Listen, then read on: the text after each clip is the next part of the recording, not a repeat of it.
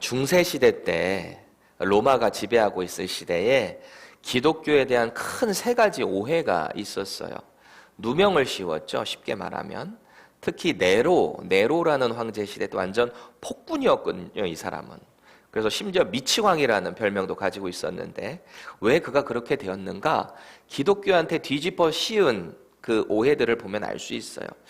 첫 번째, 기독교를 어떻게 오해했느냐? 근친상간을 하는 무리다. 아주 파렴치한 무리다 라고 뒤집어 씌웠어요. 마가복음 3장 35절에 보면은 하나님의 뜻대로 하는 자는 한 형제요 자매니 라고 하거든요.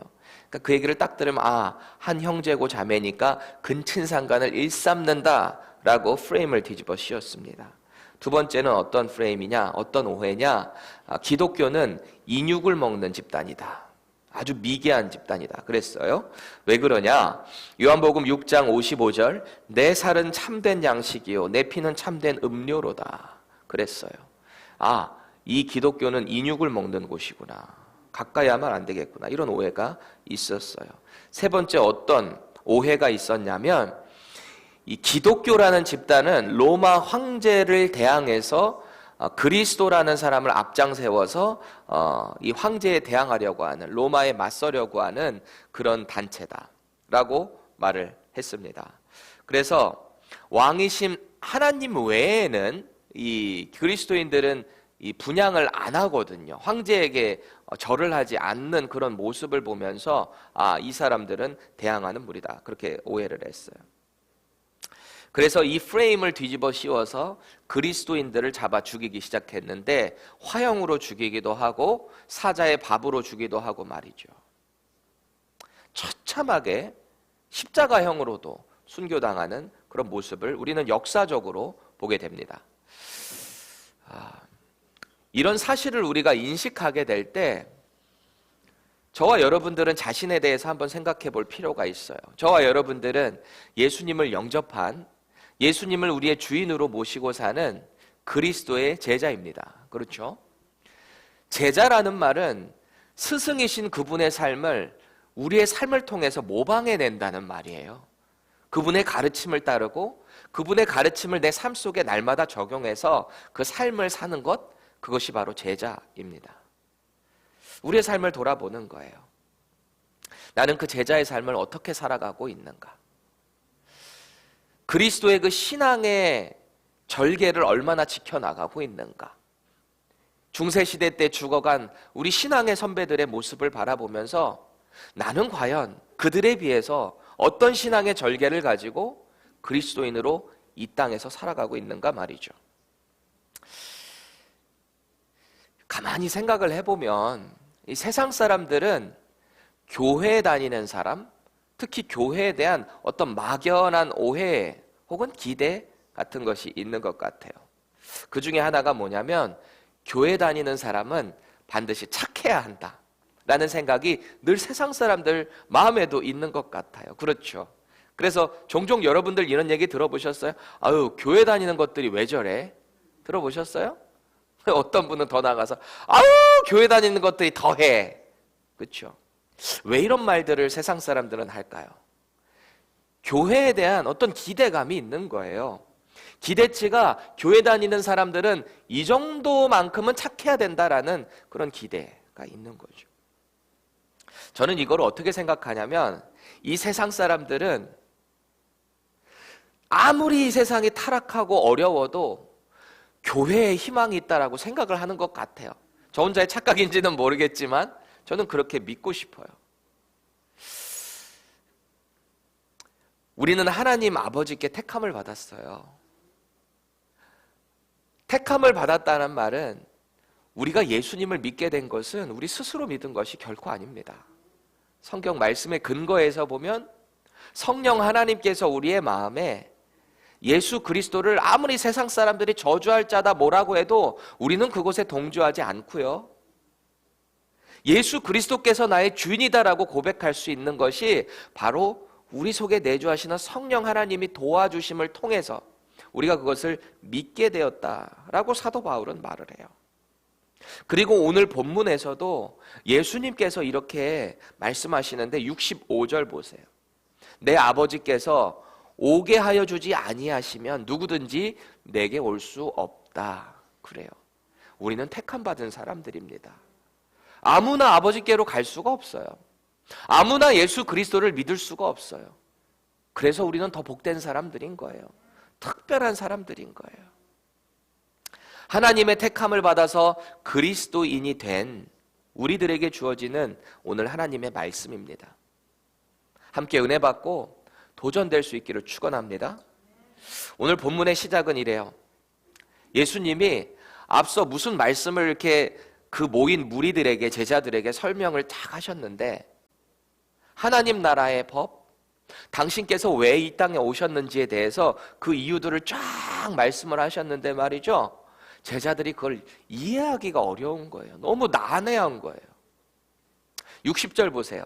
제자 중 여럿이 듣고 말하되 이 말씀은 어렵도다. 누가 들을 수 있느냐 그래요. 이건 거예요. 도대체 뭐라고 하시는 거야? 이해가 안 되네. 예수님 정말 알다가도 모르겠네. 이러는 거죠. 그 난해하게 받았던 말씀이 어떤 거였을까요? 이 앞절의 구절들을 쭉 살펴보면 예수님께서 자신을 향해서 뭐라고 하시냐면, 자신을 가리켜서 자신은 참떡이다 그러세요.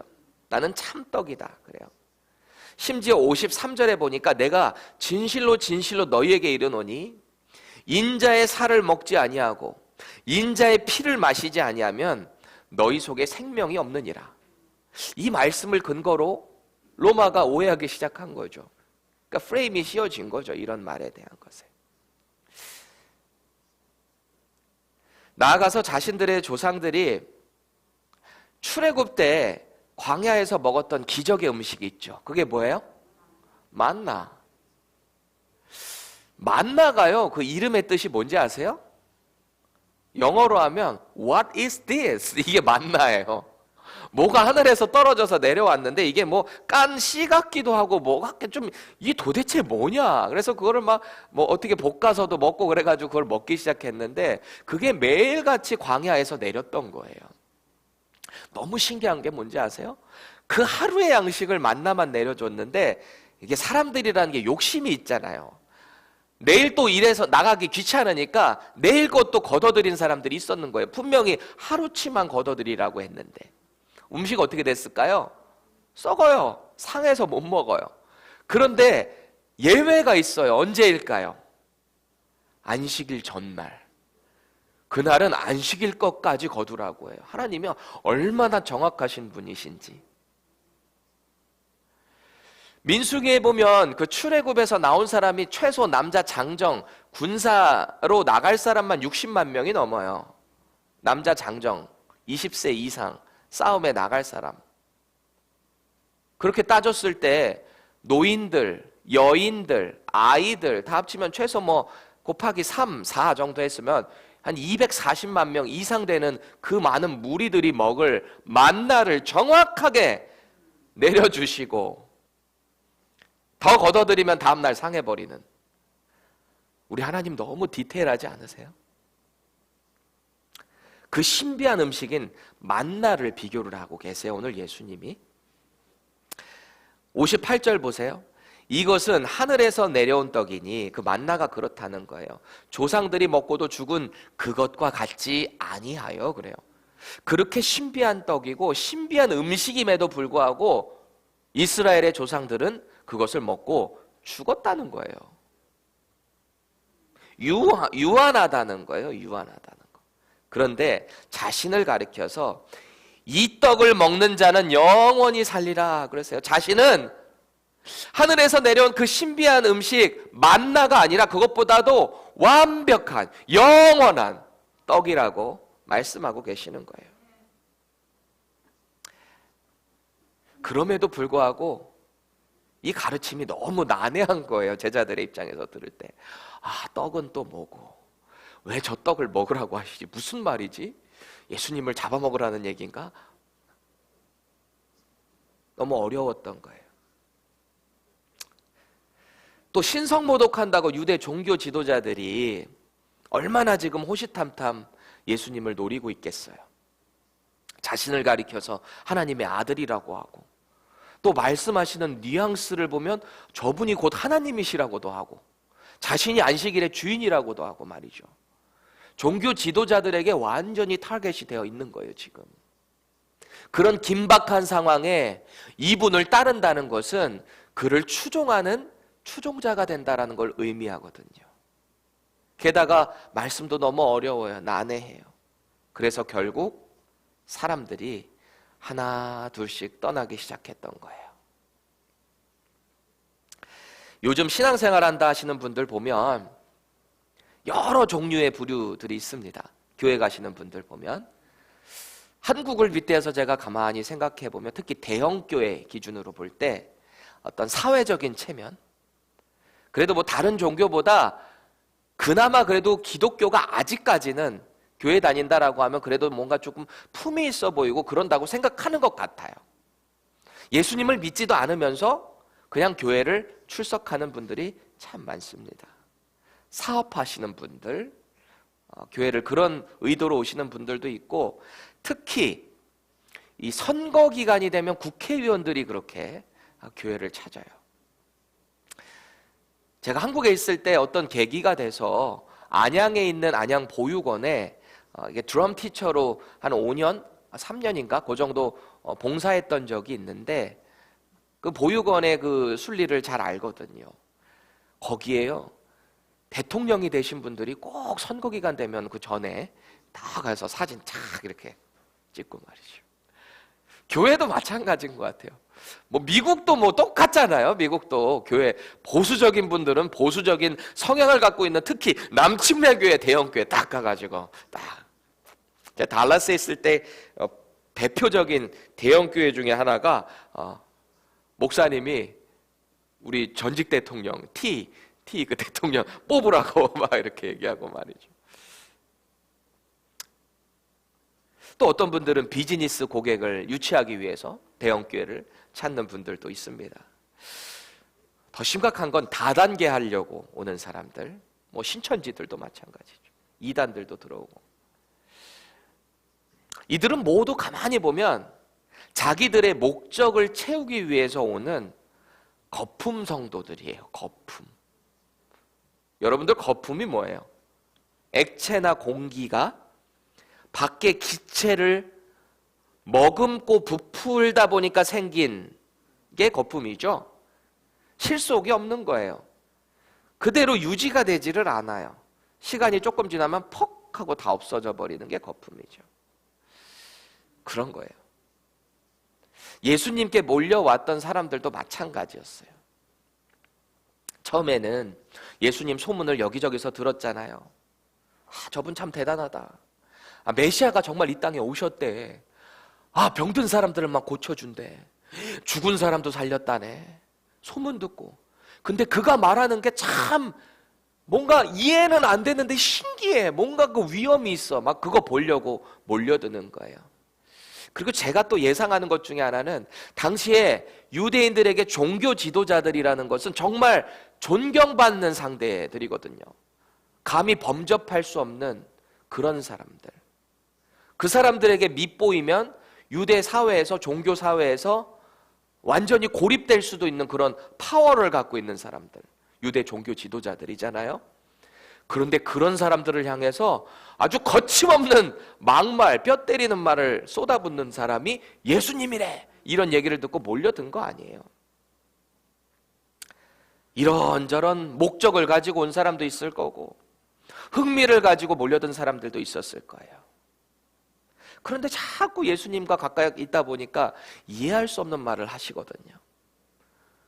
그리고 너무 위험한 발언들, 신성 모독하는 것 같은 발언들을 자꾸 서슴없이 하시니까 슬슬 발을 빼기 시작하는 거예요. 왜요? 거기 같이 있다가는 자기들도 봉변당할 것 같거든요. 우리도 이러다가 뭔 일 나겠다 하는 찰나에 말씀도 조금 이해가 안 되고 그러다 보니까 서서히 제자들이 떠나게 된 거예요. 66절 보세요. 그때부터 그의 제자 중에서 많은 사람이 떠나가고 다시 그와 함께 다니지 아니하더라. 이 말씀이 저는 조금 뭐라 그럴까요? 불편해요. 제자라는 말은 아까도 제가 말씀드렸다시피 스승의 그 가르침을 따르고 그의 삶을 살아내려고 모방하는 사람이잖아요. 그런데 그 제자들이 가르침을 듣다가 하나 둘씩 떠났대요. 그 사람들을 제자라고 칭하고 있어요. 이게 불편해요. 과연 그들이 제자였을까? 우리 그런 얘기 많이 하잖아요. 학원에서 수강하는 사람들을 가리켜서 사실은 제자라고 하지 않아요. 정말 선생님의 말씀을 따르고 그분을 닮으려고 노력하는 사람을 제자라고 하지, 어떤 단기간 시간 배우고 떠나는 사람들은 사실은 제자라고 하기보다는 그냥 수강생 정도가 맞지 않을까 싶어요. 수강생들이 떠나기 시작했던 것 같아요. 그 사람들의 모습을 떠올려 봅니다. 어땠을까요? 처음에 왔을 때 와, 선생님 어떻게 저런 능력이 있었을까? 나도 저분의 제자가 되면 저 정도의 능력을 나도 좀 모방할 수 있지 않을까? 어떤 여러 가지 기대감, 호기심. 저분이 메시아가 돼서 이 로마를 물리치고 이 땅의 왕이 되실 때 나도 한 자리 좀 차지해야 되겠다. 이게 사실은 12제자들에게도 있었던 이슈 아니었어요? 로마 너희들 이제 죽었어. 저분 왕만 돼봐줘. 이런 기대감이 있었을 거 아니에요. 다 거품 제자들이었던 거예요. 제자는요, 반드시 희생이 필요해요. 헌신이 필요해요. 그것이 없는 사람들이 다 흩어지기 시작했던 거예요. 저와 여러분들의 현 주소는 어디에 있습니까? 저와 여러분들은 제자입니까? 그리스도의 제자입니까? 내가 생각한 것, 내가 기대하는 것이 이루어지지 않으면 떠나는 혹시 거품 제자는 아닙니까? 예전에 유튜브에서 제가 어떤 목사님 설교를 들은 적이 있는데 그게 아직도 너무 이게 제 마음에 좀 강하게 와 있어요. 한 10,000명 되는 대형 교회를 섬기는 분이셨는데 그분이 설교 중에 이런 말을 하시더라고요. 그분이 원래 조금 이렇게 겉으로 봐도 좀 우락부락하게 생기신 분이셨는데 이 설교도 조금 강하시더라고요. 이분이 이래요. 여러분, 신앙생활 편하게만 하려는 것은 기독교 정신이 아닙니다. 그래요. 그러더니 뭐가 막 불편하셨는지 핏대를 막 세우시면서 말씀하시더라고요. 그러면서 하고 싶은 말을 하는데 그래요. 여러분 왜 매주일마다 주차장에서 그렇게 싸우세요? 그러는 거예요. 여러분 대형교회 같은 경우는 주차위원들이 얼마나 많아요. 이 주차 통제 안 되면 난리가 나니까 보통 그거 하는 분들이 뭐 큰 교회 뭐 장로님이나 뭐 이런 이렇게 중직자들이 그런 일을 한단 말이에요. 주차위원으로. 그래서 1, 2가라고 세신자들은 뭐 안으로 들어가라고 막 할 거 아니에요. 이렇게 통제하면은 성도들이 그렇게 컴플레인을 한대요. 아, 나 저 안으로 들어갈 거야! 하면서 당신이 뭔데 뭐라 그러고 막 싸우고 말이죠. 어떻게 해서든지 본당 가까운 쪽에다 대려고 싸우고 밖에서 예배 온다는 사람들이 그런 거 한다고 막 뭐라고 혼내시더라고요. 희생이 없는 개인주의라는 거예요. 개인주의 신앙. 여러분들 근데 이게 말이 될까요? 개인주의와 신앙이라는 게 한 단어가 될 수 있을까요? 안 돼요. 될 수가 없어요. 신앙을 가진 사람, 하나님을 섬기는 사람이라면 하나님과 나의 관계와 더불어 이웃의 관계까지 수평적으로, 수직적으로 함께 가야 되는 것이 신앙이에요. 개인주의라는 말이 있을 수가 없어요. 마치 이것과 같은 거예요. 뜨거운 얼음. 말이 돼요, 이게? 안 되는 거예요.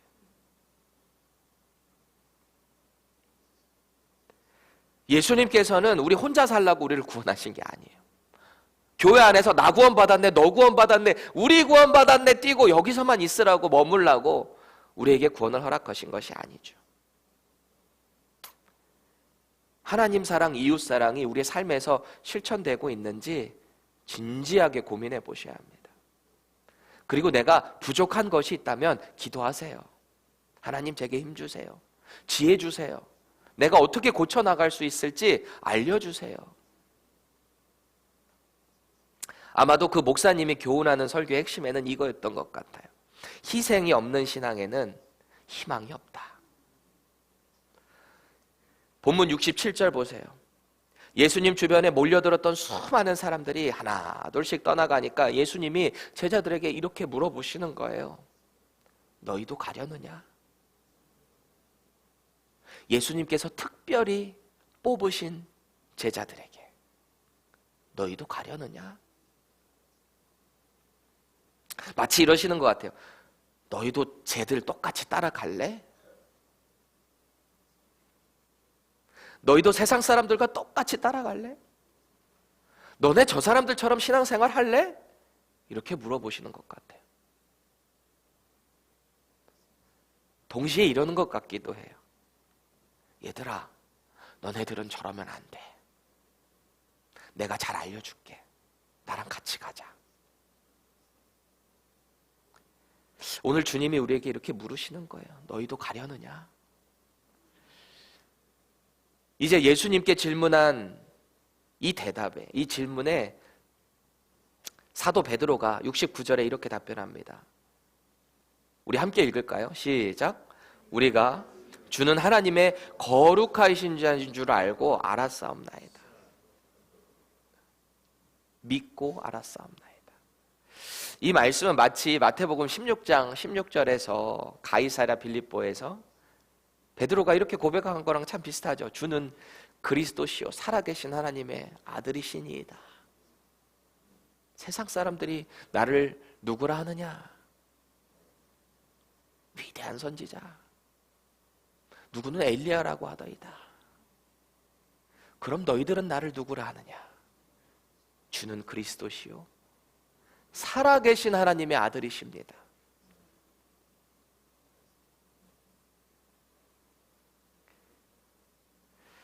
이제 이 질문은 우리들에게 주어지는 거예요. 너희도 가려느냐 할 때 저와 여러분들의 답변은 뭔가요? 인생에 어려움이 있을 때, 우리가 이해되지 않는 어떤 일을 만나게 될 때, 주님 어떻게 저한테 이러실 수 있어요? 제가 그렇게 기도했잖아요. 저 이제 떠납니다. 주님은 우리에게 물어보시는 거예요. 나는 그저 하루만을 살다가 없어져 버릴 세상의 만나를 추구할 것인가? 아니면 우리 인생의 영원한 떡이 되시는 예수 그리스도를 따를 것인가? 저는 지금까지 어떤 기도 제목을 요청받을 때마다 냈던 게 있어요. 우리 교회 형제 중에도 한 명이 늘 그런 기도 제목을 내고 있던데 저도 그래요. 늘 뭐 교역자 미팅이나 어떤 목장 모임이나 기도 제목 낼 때 저는 늘 이랬어요. 신실한 주의 종이 되게 해주세요. 맨날 저 그랬거든요. 그러니까 누군가는 언젠가 그래, 그런 거 말고 조금 더 디테일하게 얘기를 해요.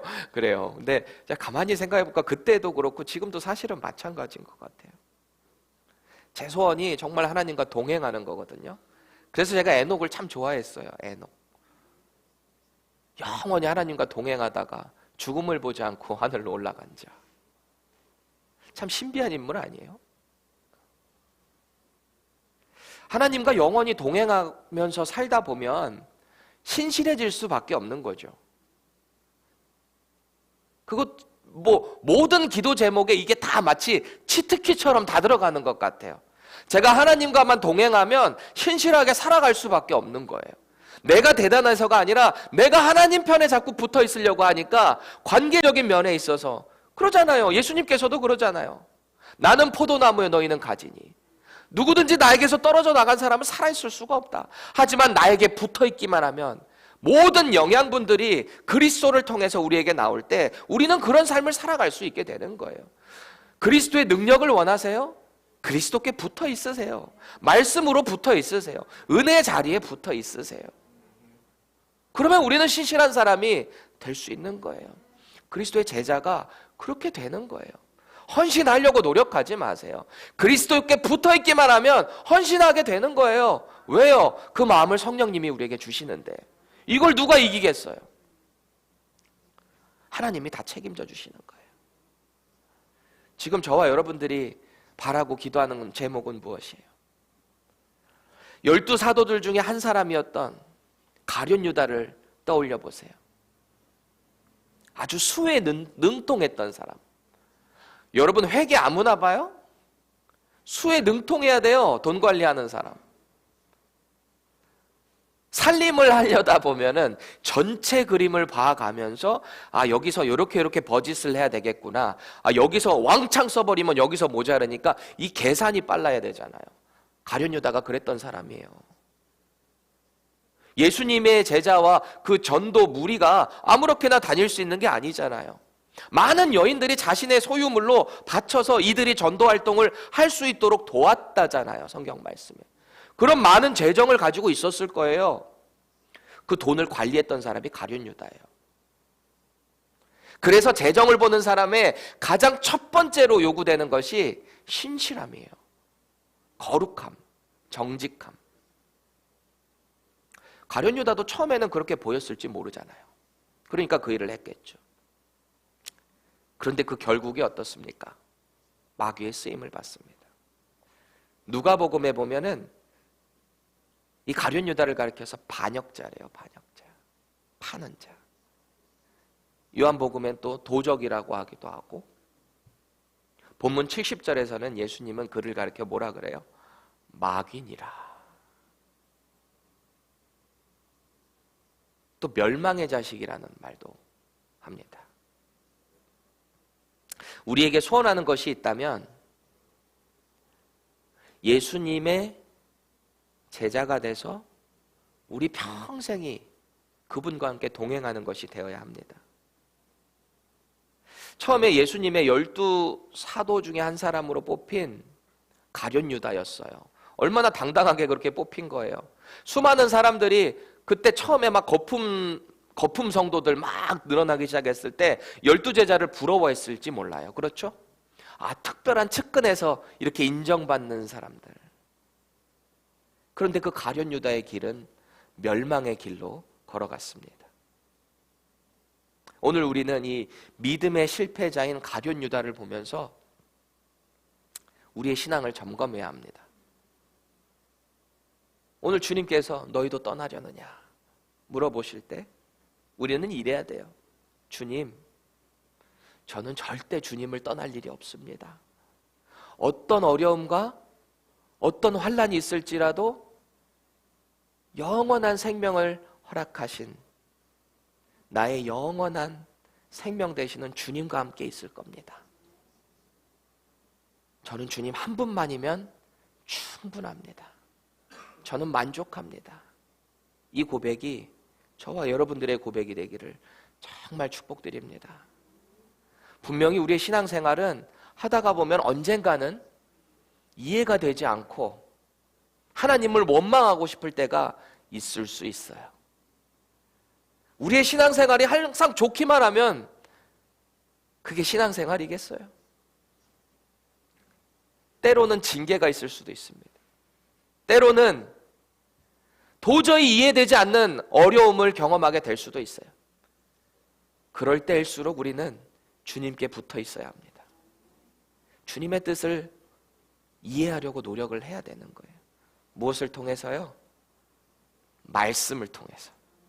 내 생각과 내 뜻이 아닌 말씀을 통해서 이해하게 될 때 우리는 언제나 영원히 주님과 동행하게 될 것입니다. 우리 시간 함께 기도했으면 좋겠어요.